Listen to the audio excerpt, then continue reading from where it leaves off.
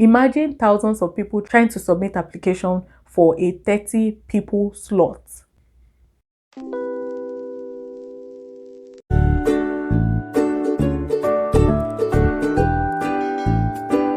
Hi guys, welcome back to my YouTube channel. My name is Yemisi, and if you're new here, hi, welcome to the family. Please don't forget to subscribe and turn on the notification bell so that every time I post a video you'll be notified. Because this year is an intentional year, I'm going to be making a video on how I got my admission into a master's program in the University of Saskatchewan, or in Canada generally.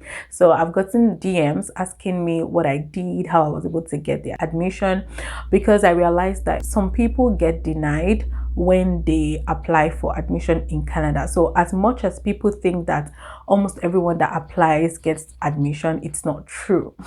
So this video, I'm going to be explaining what I did, and I hope that you'll be able to get 1 or 2 tips from it. So before we go into this video, I'm going to say that as much as possible, try to research the school ahead of time. Once you think of traveling to Canada, start making plans of researching online so that you can have different schools in mind, know the different programs you're going for, the requirements, and then just know that it's time to start planning ahead, like knowing the required documents, getting all your documents together, and so that you can apply before the deadline. Yeah, because some people do not know that they should check the deadline of submission for admission, and then before you know it, the deadline is passed and they have to wait till the next time that the school will be open for admission. So this video, I'm going to be dividing it into 3 parts, and I'll advise that you watch to the end because I'm sure that you would get 1 or 2 tips from it. Like I said at the beginning, some people might be familiar with all of this already, but I'll still say you should watch to the end because I might just be dropping something that you never knew existed. So I'll be dividing this video into 3 places. I'll talk about the course program search / requirements. The second part will be getting my documents together, and then the third part is the application process. So if you see me looking down, it's because I have a book here. I do not want to miss out on any important information. So for the first part, which is the course program search and also requirements, I had different programs in mind because, of course, for your master's program, you want to ensure that you are coming to study a course that has career progression. But at the same time, there are some people that along the line, after working for a while, like after their post-secondary program, which is the university program, like their first degree, they developed interest in different things, like different stuff. So while I studied business administration in Bowen University, Nigeria, shout out to Bowen University, and if you're an alumni or a present student, let me know in the comment section. Okay, I worked later on in the financial industry for 3 years, and within that time, you know, I started realizing my passion for helping people, humanitarian services. Like, of course, I was a customer service person, so being able to solve problems, being able to see the smiles on people's faces was enough satisfaction for me. And then personally, I just had this interest in helping people. So I realized that, okay, I would want to go for either public administration or something related to policy. And if you guys know, Nigeria and Africa has like so many policies going on, but our problem is like implementation. So I just wanted to be part of something like that, like a movement, like the youth movement that is emerging currently. Like people are ready to be in political offices or like just work towards having a better Africa, a better Nigeria. Anyways, not to bore you guys, so I kind of like streamlined my search to public administration, public policy, or like things related to it. And then while searching, University of Saskatchewan popped up. Some other university came up, but right now I can't remember them at the top of my head. I'll share the link in the description box, the link that takes you to the master's program in the University of Saskatchewan, because it has like A to Z list of programs, like different master's programs. So that link, once you open it, you see course programs and you see thesis based programs. So I knew that I wasn't someone that was good with research, so I knew that thesis program was not for me, even though I knew that for course-based program you have to pay like ×4 ×5 for tuition than if you're coming for a thesis-based program. But I still knew that it wasn't my thing, so I just went straight ahead to, you know, check. I saw public administration, and you see the duration, like how many years the course is going to be, and just all those cool stuff. So I'm going to share the link in the description box for you guys if you are coming to the University of Saskatchewan. But if not, just make sure to check for master's program in the university of your choice. So 3 things I forgot to add in my first plus point is that I tried to look out for a program that was lucrative here and something that I can do in the long term, something that aligns with my passion and goals. Of course, the fact that it aligns with your passion does not mean that it's going to be like easy because you're going to read, babes, you will read. But just you knowing that at the end of the day, this is what I want to do, this is going to help me, you know, that kind of thing, like long term. So that was why I finally settled for MPA program. So MPA is Masters of Public Administration. So if you want me to make a video on how I was able to get my MPA admission, let me know in the comment section, because people have told me that they've been denied admission for MPA. I'm like, okay, I've tried to talk to a few people via DMs. Meanwhile, if you want to send me a DM, I'll usually leave my DM somewhere at the top. So just send me a DM with full questions, like with detailed questions or detailed concerns that you have, because a lot of times I'm not usually there. So that once I come online, I'll just reply everything. So that's basically how I was able to settle for the MPA course. Also, I critically checked the requirements to be sure that I can provide them. Number one at the top of my list was the financial requirement. Guys, you guys know that conversion is not easy, and like I do say, I knew that when I was coming to Canada, I will not be able to like raise all the finances myself, even if I work, because it's just 20 hours per week. I knew that I will still need support from home or from family or whoever your sponsor is. So I tried to also look at the financial part, like, oh, is this going to be possible for me to finance it? After looking at that, I also looked out for other requirements. So that will be the second part of this video. Every program in the University of Saskatchewan, especially, I don't know if it's like for every school, but in my school, there are some standard requirements that irrespective of the course you are coming for, you have to submit those documents. I'm going to look down to list them quickly. So we have your CV, or what you call your resume, your first degree certificate if you're coming in for master's program, cumulative weighted average of at least 75% in the last 2 years of your study. So this one, I'm going to quickly explain that you can apply and get admission if you finished with second class lower, but make sure that you have at least 75% cumulative weighted average in the last 2 years. So that's usually the requirement. If you want me to explain how to calculate this cumulative weighted average, let me know in the comment section, and then I'll do a detailed video on that also.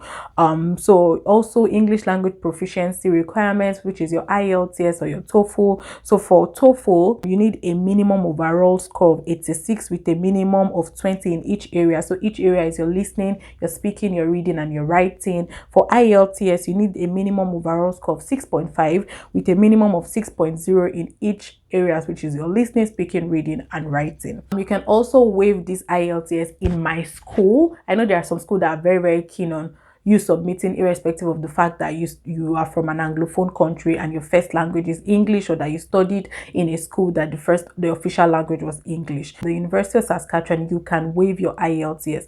All you need to do is to there's usually a link there, I guess, WHED. I can't remember the full meaning at the top of my head right now. So there are different universities there. Just try to put in your school and be sure that your school is also like an approved school that they recognize as a school that teaches in English, and then submit it. I think I was able to submit it to my program advisor, something like that. I just sent like a screenshot of that part of my school on that list, saying that, oh, my school is on this list, and so kindly exempt me from the IELTS or the English proficiency requirements. So that was what I did. So the second part of this video, quickly, getting my documents together. After settling down for my course and also knowing the requirements and knowing that, oh, I should be able to get this requirement, there were some additional documents that were specific to my department. So like I said, the previous documents that I mentioned, like the IELTS, CV, and all of those things, the degree certificate, those ones are like the standard irrespective of the program.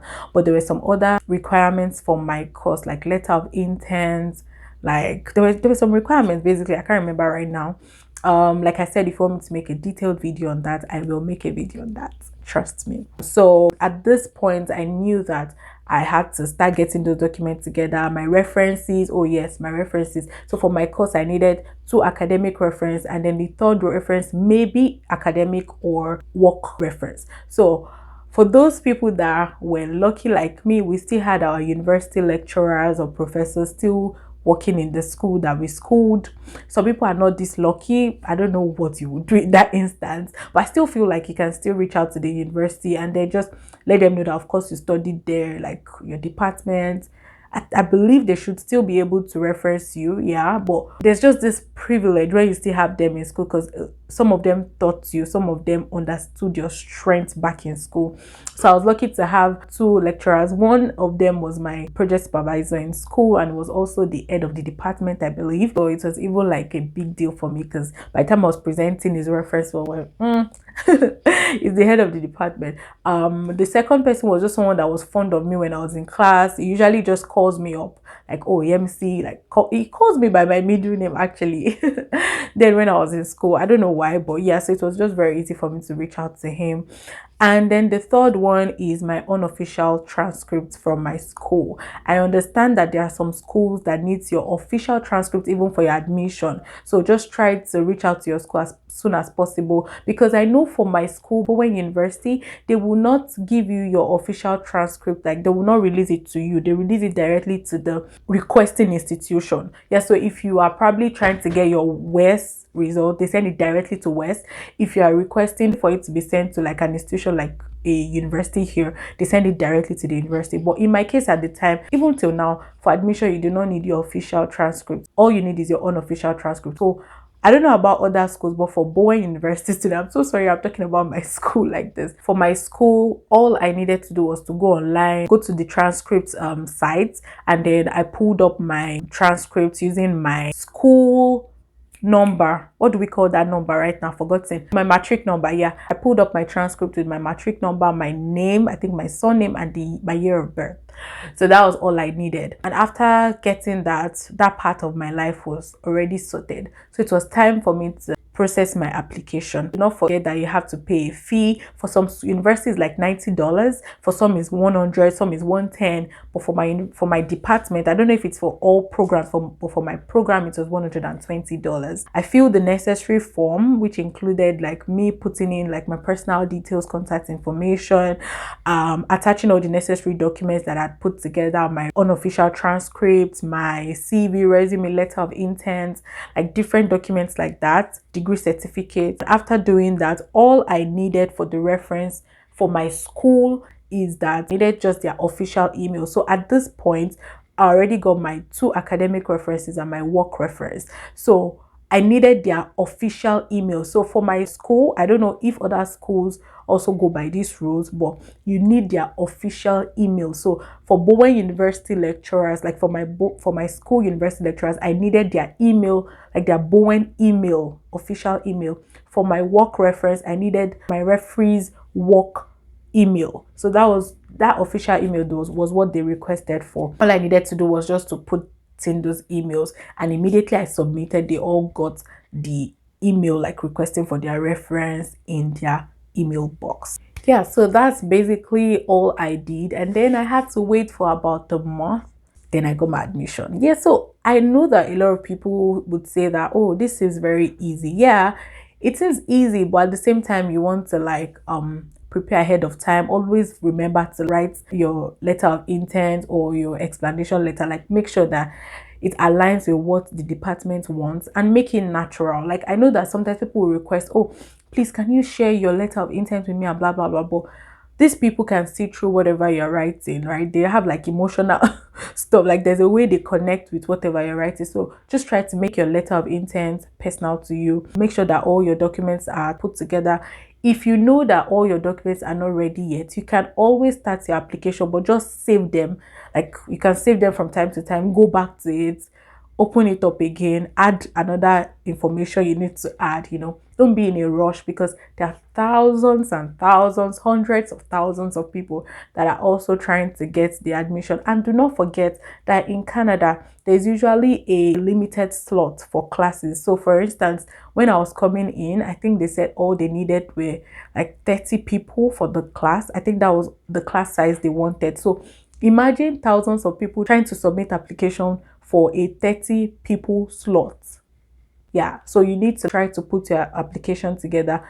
Also, you can always reach out to like friends, people that you feel like they're intelligent enough to scan through your letter of intent, or people that you just feel like they've been there before, to help you scan through your intent.